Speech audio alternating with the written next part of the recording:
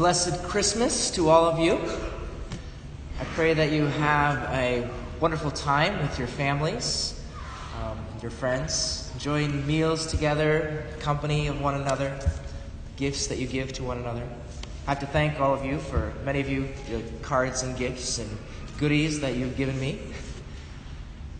The gifts that we give and receive at Christmas ought to make us think of the greatest gift that we receive. The reason why we're here at Mass today. Now, even the idea, maybe some of you have had a tradition, maybe you do it, of the gift exchange. I remember doing that a couple times when I was in grade school. You go and you buy your gift, what you want, really, and then you go do the exchange, and then, like, oh, I would have liked the one I got, actually. But Christmas is really about an incredibly profound gift exchange, one that will never disappoint. We hear about it explained in the opening prayer for today. O God, who wonderfully created the dignity of human nature and still more wonderfully restored it, grant, we pray, that we may share in the divinity of Christ, who humbled himself to share in our humanity. So there are two gift givers in this great Christmas gift exchange. The first is us, and the other is God. So, if it's a gift exchange, and it's between us and God, well, we need to have a gift for God. But what can we give to God? Certainly it ought to be something pretty big, right? If we're giving it to the God of the universe. But don't worry if you forgot to get him something. It's not something you have to go out and buy. It's not even actually any kind of specific good work that we need to do for him. But really the best and the only gift we have to offer God is nothing less than ourselves. Because myself is really all I have. We have nothing more than we could give God. Yet if we think about it, that gift really isn't all that impressive. None of us are perfect. I'm selfish. I'm sinful. Does God really want messed up me?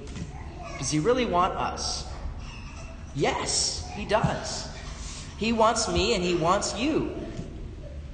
And when we give ourselves to him, that's when this exchange happens in our lives. Because then he gives us back nothing less than himself. See, with Jesus' birth, God took to himself our human nature. God was born as the baby boy. He did that so that he could then give us his divine nature. So we give him our human nature, and he fills us with his divine life.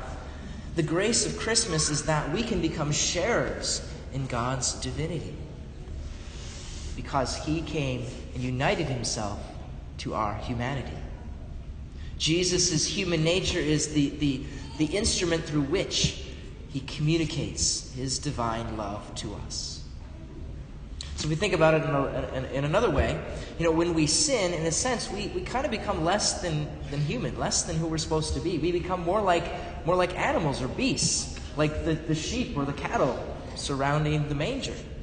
And so when Jesus comes, God takes on our human nature, laying there in the hayfield manger, the manger which is the food trough for the beasts.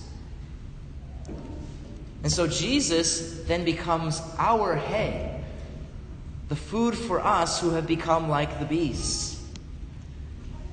And so when we eat Jesus as our food, which we do right here, his body and blood becomes our spiritual food in Holy Communion, we receive God himself. And we who became like beasts when we sinned are restored not just to being human again, but being people filled with the life of God himself. And this is the overwhelming gift exchange of Christmas. what we see in the Christ child. That God receives us and we receive God. So this morning as we come before him, let us offer ourselves to him, that we may share in the divinity of Christ, who humbled himself to share in our humanity.